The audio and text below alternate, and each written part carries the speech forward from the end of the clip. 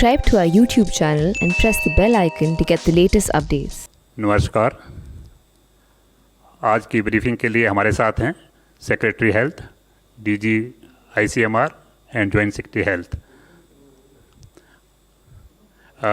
Friends, I'll just request all of you, please keep your mobiles on the silent mode and cross questioning should be avoided.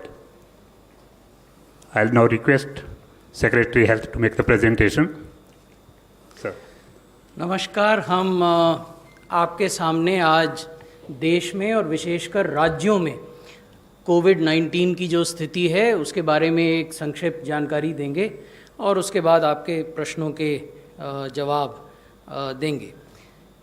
इस सप्ताह की जो 5 मुख्य बातें हैं वो ये हैं कि अब तक हमने देश में 4 करोड़ 50 लाख से अधिक टेस्ट कंडक्ट कर लिए हैं। विश्व में अब केवल एक ही देश है जिसने कि हमसे ज़्यादा क्यूमुलेटिव टेस्ट्स किए हैं।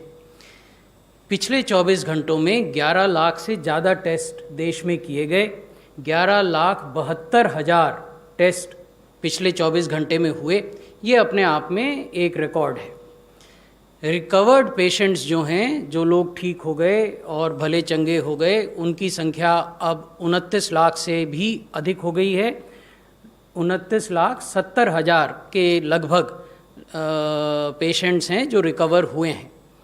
और देश में सिंगल डे की हाईएस्ट रिकवरी कल रिकॉर्ड की गई, जबकि 68,584 व्यक्ति रिकवर हुए। और गाइडलाइन इशू की गई हैं अनलॉक 4 की गृह मंत्रालय द्वारा। उसके बारे में भी इस प्रेजेंटेशन में हम आपको बताएंगे। जब हमने अप्रैल माह में आपसे बातें की थी, उस समय जो हमारी टेस्टिंग का नंबर था वो लगभग 10,000 हुआ करता था। मई में वो बढ़कर 10 लाख हुआ, 10 जून में बढ़कर 50 लाख हो गया। और आज जब हम आपसे बात कर रहे हैं तो देश में 4 करोड़ 50 लाख से ज़्यादा टेस्ट किए जा चुके हैं। और जैसा मैंने निवेदन किया कि पिछले 24 घंटों में 11,72,180 के लगभग टेस्ट किए गए हैं। जिस प्रकार से टेस्ट की संख्या बढ़ रही है, उसी प्रकार से रिकवर होने वाले लोगों की संख्या भी बढ़ रही है। मई में 50,000 थे, जून में 1 लाख हुए, 19 अगस्त को 20 लाख हुए और आज जब हम आपसे बात कर रहे हैं उस समय ये संख्या 29,70,000 से अधिक हो गई है। ये जो मैं आपको अभी निवेदन कर रहा था कि रिकवर्ड केसेस 29,70,492 हैं और जो एक्टिव केसेस हैं, यानी जो केसेस अस्पताल में हैं या घरों में हैं, होम आइसोलेशन में अंडर मेडिकल मॉनिटरिंग, वो 8,15,538 हैं। इसका अर्थ ये हुआ कि जो रिकवर्ड केसेस हैं वो 3.5 गुना से ज़्यादा हैं एक्टिव केसेस के। आज भी जबकि इन्फेक्शन बढ़ रहा है, उसके बावजूद जो पर मिलियन केसेस की संख्या है हमारे देश में, वो विश्व के अन्य देशों की तुलना में काफ़ी कम है। हमारे यहाँ 2,792 केस प्रति मिलियन हैं, जबकि आप ब्राज़ील में देखें तो 18,800 प्रति मिलियन हैं, यूएसए में 18,900 हैं, अन्य देशों में भी वो काफ़ी बड़ी तादाद में है। विश्व का अगर एवरेज देखें तो 3,359 केस प्रति मिलियन विश्व में हैं। उसी प्रकार अगर आप मृत्यु को देखें, डेथ पर मिलियन पॉपुलेशन, तो ये भी भारत में विश्व की तुलना में काफ़ी कम है। हमारे यहाँ 49 डेथ्स पर मिलियन पॉपुलेशन है, जबकि विश्व का जो औसत है वो 111 है। अन्य देशों में ये 500-600 पर मिलियन पॉपुलेशन भी हैं। अब राज्यों की स्थिति के बारे में बात करते हैं। देश में 5 राज्य ऐसे हैं जहां की 62% एक्टिव केसेस का इन 5 राज्यों में है। और एक्टिव केस जब हम आपको कहते हैं तो ये 8,15,538 हैं, जैसा मैंने पहले निवेदन किया। तो 8,15,000 जो एक्टिव केस हैं उनके लगभग 25% केस केवल एक राज्य में हैं, महाराष्ट्र में। और लगभग 12.5% केस आंध्र प्रदेश में हैं लगभग 12% केस कर्नाटक में हैं, लगभग 7% केस उत्तर प्रदेश में हैं और लगभग 6.5% केस तमिलनाडु में हैं। तो इस प्रकार 5 राज्य मिलकर देश के कुल एक्टिव केसेस का 62% इन 5 राज्यों में है और बाकी राज्यों में लगभग 37.5% एक्टिव केस हैं। अब अगर इन राज्यों में जिनका मैंने अभी जिक्र किया 5 राज्यों का, उनमें पिछले 3 हफ्तों में देखें क्या हो रहा है, क्योंकि ये कहना कि यहाँ एक्टिव केसेस के अधिकांश इन्हीं राज्यों में हैं, वो एक पहलू है तस्वीर का, लेकिन उस तस्वीर का एक दूसरा पहलू भी है जो हम इस स्लाइड में आपको दिखा रहे हैं।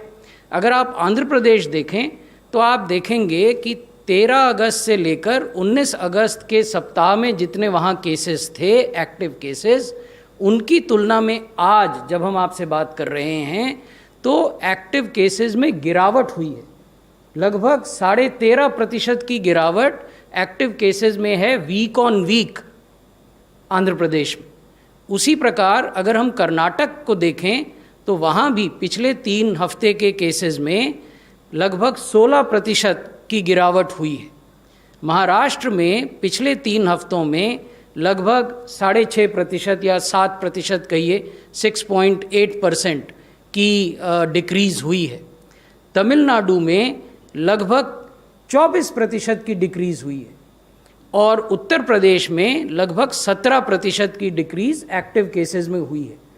तो तस्वीर का एक पहलू ये है कि अधिक जनसंख्या की वजह से केसेस का बढ़ना जारी है, लेकिन अगर आप साप्ताहिक इंक्रीज़ को कंपेयर करें तो आप ये देखेंगे कि वो 5 राज्य जहां देश के सबसे ज़्यादा एक्टिव केसेस हैं, वहां सप्ताह दर सप्ताह केसेस में गिरावट भी हो रही है।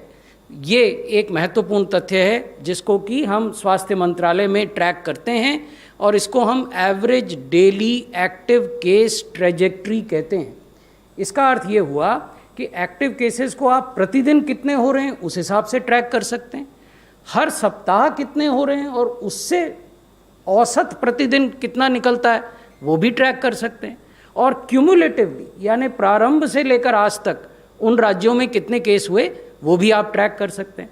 तो स्वास्थ्य मंत्रालय में ये तीनों प्रकार की ट्रैकिंग की जाती है और उसको राज्यों से साझा किया जाता है ताकि राज्य अपनी जो स्ट्रैटेजी है, जो रणनीति है इस पेंडेमिक से, इस वैश्विक महामारी से लड़ने की, उसको और रिफाइन कर सकें और परिष्कृत कर सकें। 5 राज्य हैं जहां देश के कुल कोविड से होने वाली मृत्यु का 70% मृत्यु होती हैं।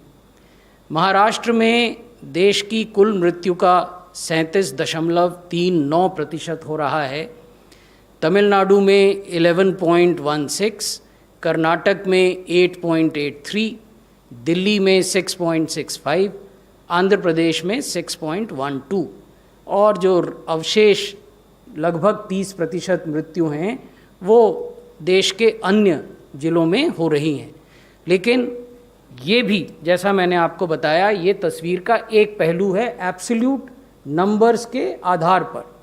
If we look at the total number of deaths caused by COVID-19 in the country, then these 5 states account for 70% of total deaths, but that is the accumulated number. However, if we track deaths in these states across weeks, at least last 3 weeks, then a different picture emerges and that we will share with you.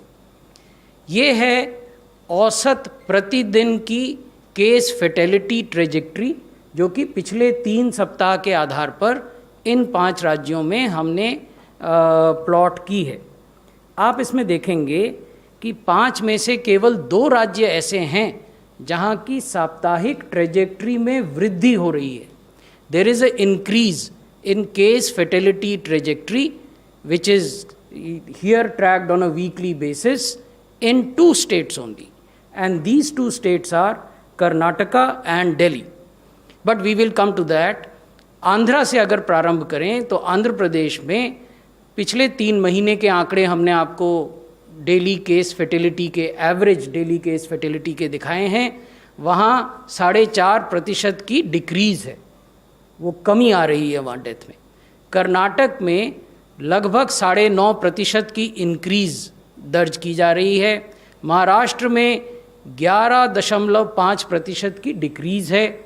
Tamil Nadu में 18% की decrease है और दिल्ली में लगभग 50% की increase है। ये 50% इसलिए दिख रहा है क्योंकि अचानक दिल्ली में मृत्यु बढ़ी हैं। आप सब लोग अवगत हैं कि लगातार न केवल एक्टिव केसेस की संख्या दिल्ली में घट रही थी बल्कि मृत्यु की संख्या भी घट रही थी, लेकिन पिछले कुछ सप्ताहों से दोनों पैरामीटर्स पर, यानी एक्टिव केसेस के पैरामीटर पर भी और मृत्यु के पैरामीटर पे भी बढ़ोतरी हुई है। और उसको देखते हुए भारत सरकार के गृह मंत्रालय के नेतृत्व में फिर से दिल्ली सरकार के साथ एक्टिव एंगेजमेंट करके हम कदम उठा रहे हैं। दिल्ली के माननीय लेफ्टिनेंट गवर्नर के स्तर पर भी बैठकें हुई हैं। इस सप्ताह में कुछ नई गाइडलाइंस भी निर्गत की गई।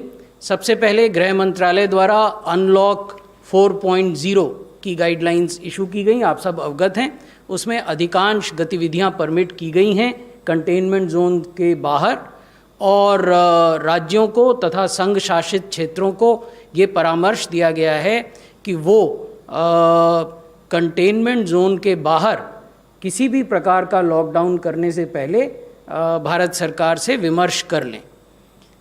इसके साथ ही डायबिटीज़ मैनेजमेंट पर क्लिनिकल गाइडलाइंस हमने जारी की हैं स्वास्थ्य मंत्रालय ने, खासकर ऐसे मामलों में जहां की मरीज़ को कोविड होने की भी संभावना हो या ILI और सारी के सिम्टम हो और डायबिटीज़ भी हो। उसी प्रकार हमने एक गाइडलाइन निर्गत की है कि कैसे TB और कोविड की बाई डायरेक्शनल स्क्रीनिंग की जा सकती है और ILI और सारी के केसेस में TB की स्क्रीनिंग कैसे की जा सकती है। अब जो मैं अंत में आपके साथ साझा करना चाहता हूं और आपके माध्यम से सब लोगों से अपील करना चाहता हूं, वो ये है कि आने वाले कुछ दिनों में हम त्योहारों के मौसम को देखेंगे। वर्तमान में हम परीक्षाओं के दौर से गुज़र रहे हैं। अनेक प्रकार की परीक्षाएं कॉलेजों में, यूनिवर्सिटीज़ में हो रही हैं। इस सब परिप्रेक्ष्य में ये ज़रूरी है कि समुदाय के स्तर पर, समाज के स्तर पर कोविड एप्रोप्रिएट बिहेवियर को न केवल अपनाया जाए बल्कि उसको पूरे ज़ोर शोर से प्रचारित भी किया जाए। हम अपने अगल बगल में भी लोगों को समझाएं, अपने गली मोहल्ले, आस पड़ोस, अपने परिवार के भीतर, अपने वर्क प्लेसेस में ये बताएं कि कोविड एप्रोप्रिएट बिहेवियर को अपनाना अत्यंत आवश्यक है। तो कोविड एप्रोप्रिएट बिहेवियर क्या है? हम 2 गज की दूरी बना के रखें। जब तक कोई वैक्सीन नहीं आती तब तक सोशल डिस्टेंसिंग ही सोशल वैक्सीन है। हम अपने हाथों को निरंतर साबुन और पानी से धोएं, चाहे वो मैले न हों तो भी धोएं। एल्कोहल बेस्ड सैनिटाइज़र्स का उपयोग करें। रीयूजेबल फेस कवर और मास्क पहनें। अपने आँखों, नाक और मुंह को हाथ से छूने से बचें। और जब भी हमें खांसना हो या छींकना हो तो अपने नाक और मुंह को कवर करें। तो ये बहुत महत्वपूर्ण है, और ये इसलिए महत्वपूर्ण है कि जब आप आर्थिक गतिविधियां करते हैं या अन्य किसी प्रकार की गतिविधि करते हैं तो लोग एक स्थान पर एकत्रित होते हैं और तब ये आवश्यक हो जाता है कि सब अपनी अपनी सुरक्षा की पूरी जिम्मेवारी लें। बहुत बहुत धन्यवाद। धन्यवाद सर। अब मैं रिक्वेस्ट करता हूँ DG ICMR से, सर आप सुनना चाहेंगे और we can take the question straight away. Friends, we can start with your questions. 62। Sir मेरा ये सवाल है कि जो इम्यूनिटी अगर कोई पॉजिटिव होता है, उसका ठीक होता है, तो इम्यूनिटी कितने दिन तक रहती है, और इसको लेकर कोई सर्वे किया गया है कि कब तक इम्यूनिटी रहती है शरीर में, और वैक्सीन को लेकर अब तक किस स्टेज पर हैं सर, कितने कहाँ तक पहुँचे सर? वैक्सीन के प्रश्न का जवाब DG ICMR दे देंगे। जहाँ तक इम्यूनिटी का प्रश्न है, अलग अलग तरह की साइंटिफिक स्टडीज़ स्वास्थ्य मंत्रालय के संज्ञान में हैं, जिनमें ये कहा गया है कि 5-6 महीने से लेकर सालों तक इम्यूनिटी या एंटीबॉडीज़ रहते हैं। लेकिन हमारा सबको परामर्श ये है कि चाहे आप बीमार हुए हों और रिकवर भी हो गए हों, तो भी जो सोशल डिस्टेंस, मास्क पहनना, हाथों को धोना, इन सब चीज़ों को पूरी सावधानी से इनका पालन करें। I think I will agree with what the Secretary has said. It's important for the first question, important to remember that this is a new disease. It is only 7-8 months old disease, so we do not know how long the immunity will persist. It is being studied, as said, in several studies across the world, not only in India, but across the world, and looking at how long the antibodies persist. One point to remember is that for respiratory viruses, whether it's influenza or flu, if you look at the historically, the flu vaccination is given every year. The influenza vaccination is given every year because the immunity does not last for or lasts up to a year. So that is the point about the immunity. For this virus, we are looking at it, and several studies are ongoing, not only in India but across the world. 26.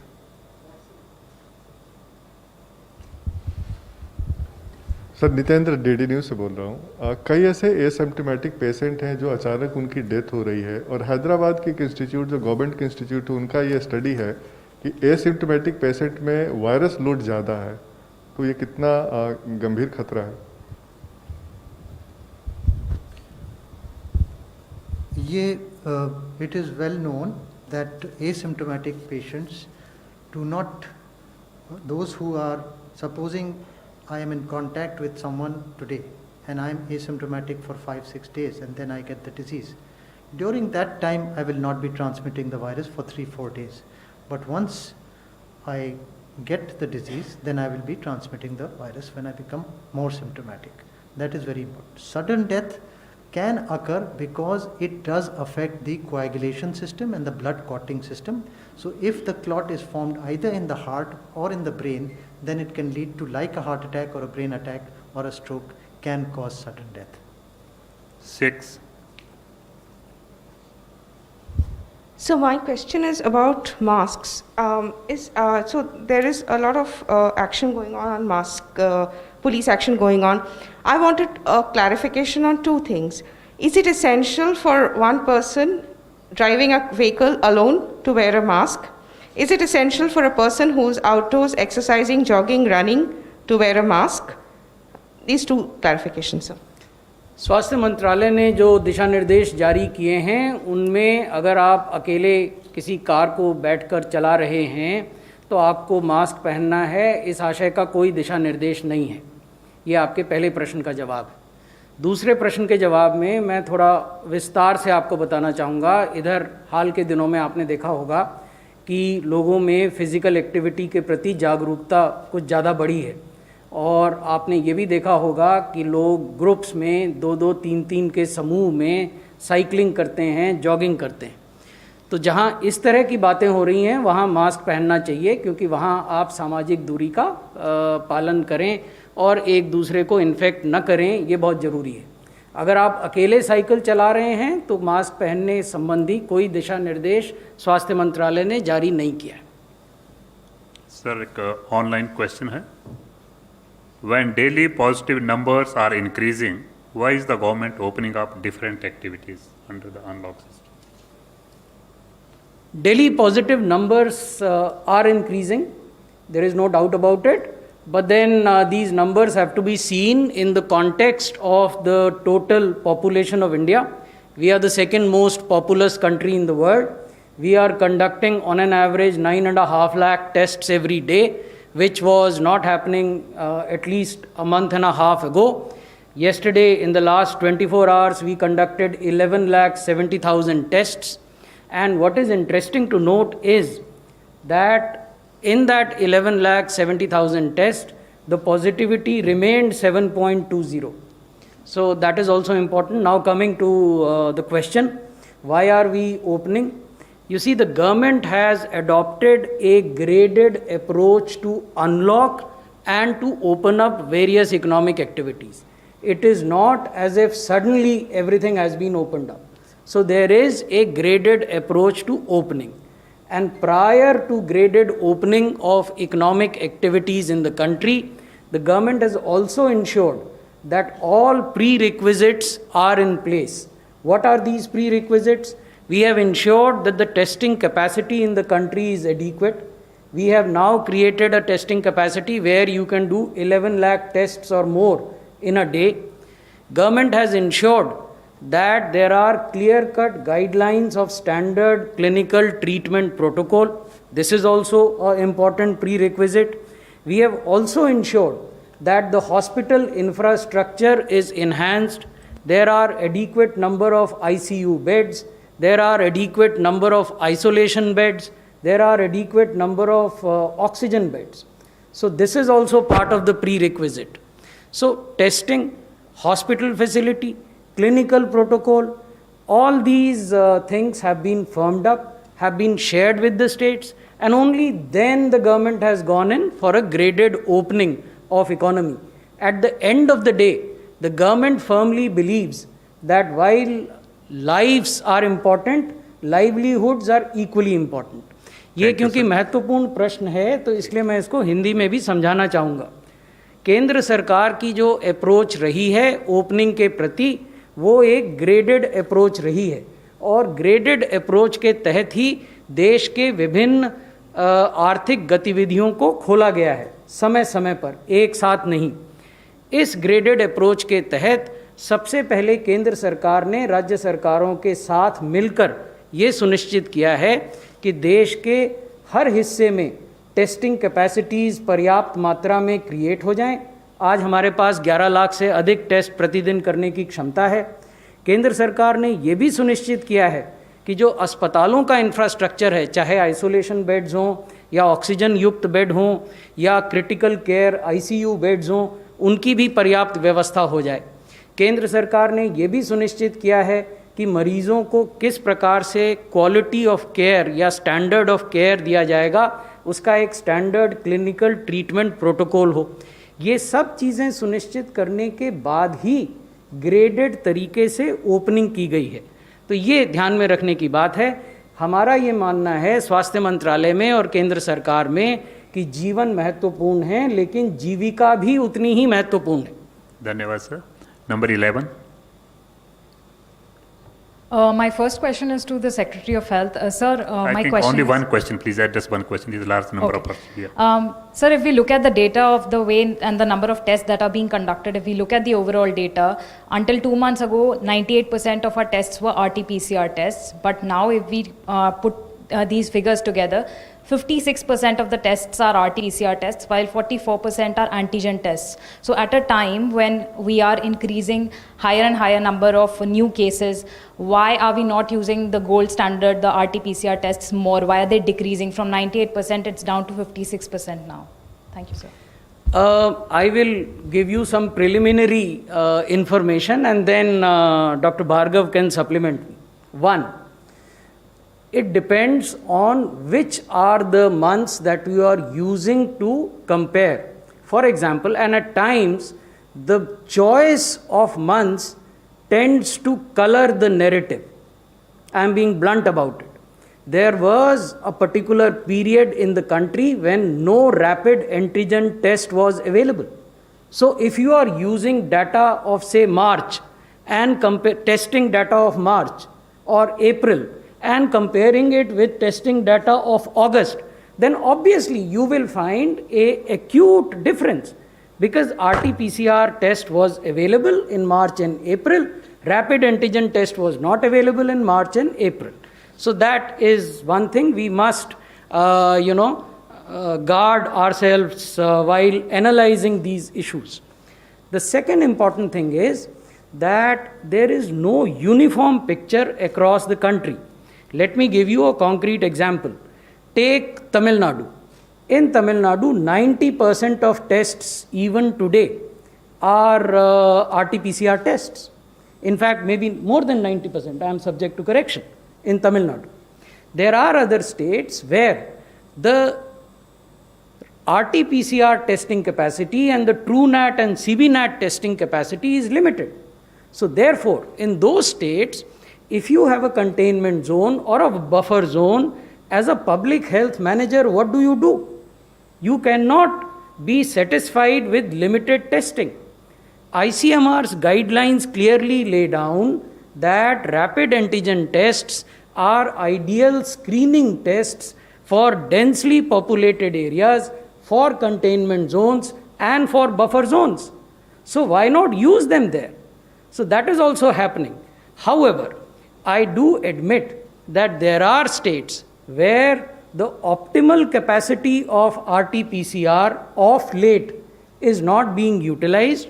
We have in the health ministry drawn the attention of those states to the fact that they do have an installed capacity of conducting X number of tests, RT-PCR, and they are doing less than X, so they need to scale up their RT-PCR testing. Dr. Bhargav, would you want to supplement me? I think you have said everything. Only one point that I'd like to add is that the rapid antigen tests have been used in India, and that has also has been lauded by the WHO as well, that this is how well they have been utilized in a calibrated manner and distributive manner, as you have already mentioned. Number 60.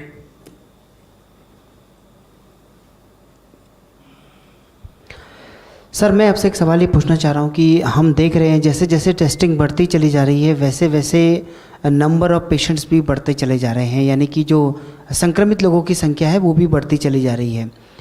क्या इसे इस तरीके से भी देखा जा सकता है कि इस वक्त देश में बहुत बड़ी संख्या में मरीज हैं, अगर उनको टेस्ट किया जाए तो उसमें से 7% लोग, जैसा कि आप पॉजिटिविटी रेट बता रहे हैं, उतने लोग पॉजिटिव निकलेंगे ही निकलेंगे? और इसी में एक एडिशनल सवाल ये है, Additionally, I think it's already answered also question, so I think we will pass it on to the next person. Would you like to say क्या something? टेस्टिंग बढ़ाने की योजना है आपकी? मुझे केवल 2 सीमित बातें कहनी है, क्योंकि अधिकांश चीज़ों का जवाब मैं पहले दे चुका हूँ। पहला तथ्य जो मैं आपके संज्ञान में लाना चाहता हूँ वो ये है कि जैसा मैंने कहा कि हम किसी भी पैरामीटर को, चाहे वो मोर्टेलिटी हो, पॉजिटिविटी हो, एक्टिव केस हो, उनको क्यूमुलेटिव आधार पर भी ट्रैक करते हैं, उनको वीकली साप्ताहिक आधार पर भी ट्रैक करते हैं, और उनको प्रतिदिन दैनिक आधार पर भी ट्रैक करते हैं। ये इसलिए आवश्यक है कि अगर आपको अपनी स्ट्रैटेजी को डायनामिकली रिफाइन करना है इस पेंडेमिक से जूझने के लिए, तो ये आवश्यक है कि आप किसी भी पैरामीटर को दैनिक, साप्ताहिक और कुल आधार पर लगातार देखते रहें और राज्यों से और संघ शासित क्षेत्रों से उसको साझा करते रहें। तो इस परिप्रेक्ष्य में आप ये देखेंगे कि आज से 2 महीने पहले तक हम लगभग 3-3.5 लाख टेस्ट हर दिन करते थे। अब पिछले 24 घंटे में हमने 11,70,000 टेस्ट किए। जैसा मैं पहले निवेदन कर चुका हूँ कि जब हमने 11,70,000 टेस्ट किए तो हमारी दैनिक positivity, daily positivity, that is yesterday's positivity, is 7.2%। अगर आप क्यूमुलेटिव पॉजिटिविटी देखें, जब से ये इन्फेक्शन भारत में शुरू हुआ तब से लेकर आज तक जो टेस्ट हुए और जो पॉजिटिव निकले, वो पॉजिटिविटी 8.4% है। अगर आप वीकली पॉजिटिविटी देखें तो जो वीक अभी ख़त्म हुआ लास्ट वीक, उसमें ये 8% थी। तो आप देखेंगे कि पॉजिटिविटी बढ़ने की बजाय घट रही है, यानी अगर आप टेस्ट बढ़ाते हैं तो पॉजिटिविटी घट रही है। और यही WHO कह रहा है। WHO ये कहता है कि if you do 140 tests per million per day and do it on a sustained basis and target a positivity of 5% और below, then you are going towards the objective of managing the pandemic. So that is what we are trying to do, and that is our advice to the states. 22.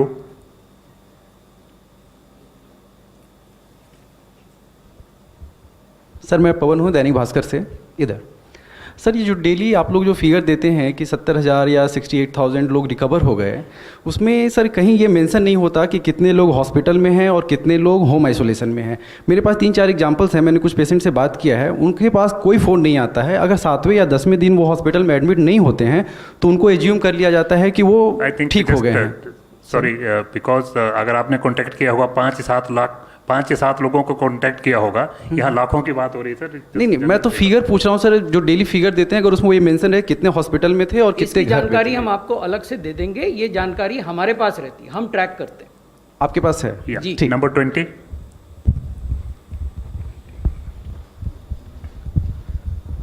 Sir, though you have partly answered this question on Delhi, sir, because now the metros are also opening and entire Delhi is opened up. Is this the second wave or peak, whatever we say? And sir, the point is, what is the reason that we are witnessing this case rise in Delhi? And Dr. Bhargava, when is the Sero survey coming? I think it is applicable to all, like, be specific I think to the zero question. surveillance you can answer. I'll answer this also, why the cases, basically, as Sero survey part is, the first Sero survey was done in April, May. And now the second Sero survey has started in the whole country, 70 districts, 50 districts have completed, and a few states are left, and hopefully we should have the results of the entire Sero survey of the country, which should be available in the next 2 weeks' time. Having said that, we also have the results of individual cities. For example, Delhi did 2 Sero surveys, the third Sero survey is now being completed. Chennai has done another Sero survey, Mumbai has done another Sero survey, and all of them are hovering around 20 to 30% on the 3 big cities that we can talk about in terms of the prevalence at the moment. But once we have a look at what is the national numbers, we will definitely give you, definitely this month it will be available. 17. Hi, I'm Namita from The Week. I wanted to ask Dr. Bhargava about the PLACID trial. Plasma therapy is being controversial, it's being debated, the FDA gave the emergency approval. So what is your understanding? Does it work? Does it not? Thank you. So the PLACID trial was a trial which was conducted, which is the world's largest trial, conducted on 450 patients, where 225 patients were given plasma and 225 were not given plasma with moderate disease. And we looked at whether there is progression to severe disease or mortality. The results, this was done in 39 hospitals across India, and they have looked at 28-day mortality, and the final results are being compiled and have been communicated, and hopefully we should have the results out in this week or early next week. 45.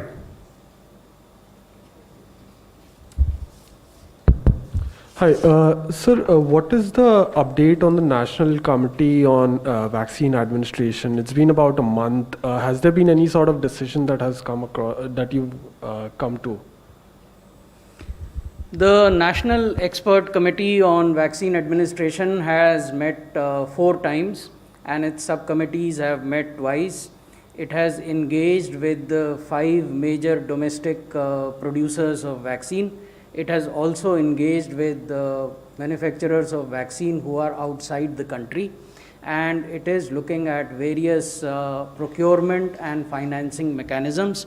At this point in time, that is all we can share with you. 14. So Sneha from CNN News 18. I want to ask, what's the latest figure in terms of the total number of doctors and healthcare workers who've died ever since the outbreak of the pandemic?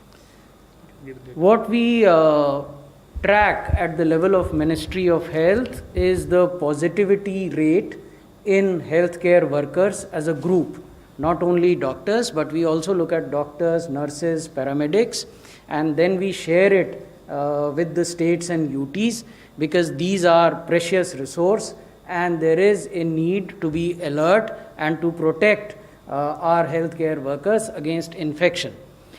Having said that, let me also share with you some of the figures that I have with me. For example, in Telangana, the healthcare workers' positivity is 18%. In Maharashtra, it is 16%. In Delhi, it is 14%. In Karnataka, it is 13%. In Puducherry, it is 12%. And in Punjab, it is 11%. So these are those states where the positivity rate, that is, people who are testing positive among healthcare workers, is on the higher side. So we have drawn the attention of these states, and Puducherry being a UT, we have drawn their attention also through Ministry of Home Affairs, that this is one issue that then highlights the hospital infection practices. After all, we must raise the question, how are the healthcare workers getting infected? Is it the hospital? Because that could be one reason.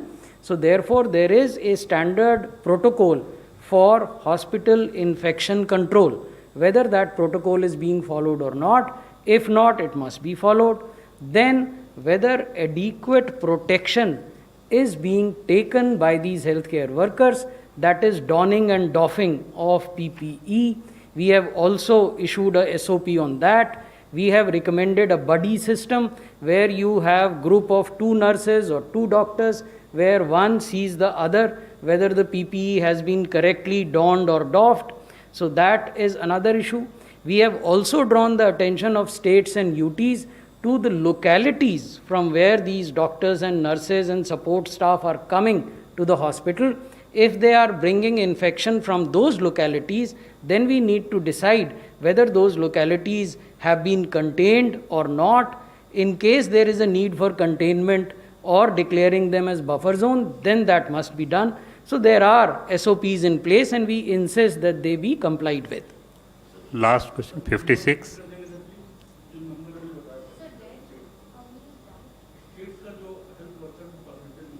हम आपको अलग से बता देंगे, जिस समय बताया उस समय आप कहीं और आपका ध्यान था. I think instead of repeating this one, we'll give you the separate one. Last question, 56 already. Sir इधर ब्रह्म प्रकाश दुबे जी न्यूज़ से। सर मेरा सवाल दिल्ली को लेकर है कि दिल्ली में अचानक से केसेस का बढ़ना, क्या बीच में टेस्टिंग कम हुई इसकी वजह से केसेस अचानक बढ़ने लगे हैं? और दूसरा, कितने राज्य हैं जो कोरोना मुक्त हो चुके हैं? ऐसे भी कोई राज्य हैं? दिल्ली के बारे में हम केवल ये आपको बताना चाहेंगे, हमने पहले भी निवेदन किया कि दिल्ली में एक्टिव केसेस की संख्या में बढ़ाव और मृत्यु की संख्या में बढ़ोतरी को देखते हुए केंद्र सरकार के गृह मंत्रालय के नेतृत्व में हम दिल्ली सरकार के साथ इंगेज कर रहे हैं। हमने संवाद उनसे किया है, क्या क्या गतिविधियां नहीं की जा सकती हैं उनके बारे में भी बात हुई है। माननीय उपराज्यपाल महोदय के स्तर पर भी हाल में ही एक बैठक हुई है जिसमें कि ICMR ने, all India institute of medical sciences new Delhi ने और मंत्रालय ने तथा नीति आयोग के सदस्य स्वास्थ्य ने भाग लिया था और हमने उन्हें कुछ स्पेसिफिक दिशा निर्देश दिए हैं। हम आशा करते हैं कि अगर उन दिशा निर्देशों का पालन पूरी प्रभावी तरीके से होगा जैसे पहले किया गया था, तो ज़रूर हम नए केसेस के नंबर पर भी और मृत्यु के नंबर पर भी नियंत्रण पा पाएंगे। धन्यवाद sir. Thank you friends, thank you very much.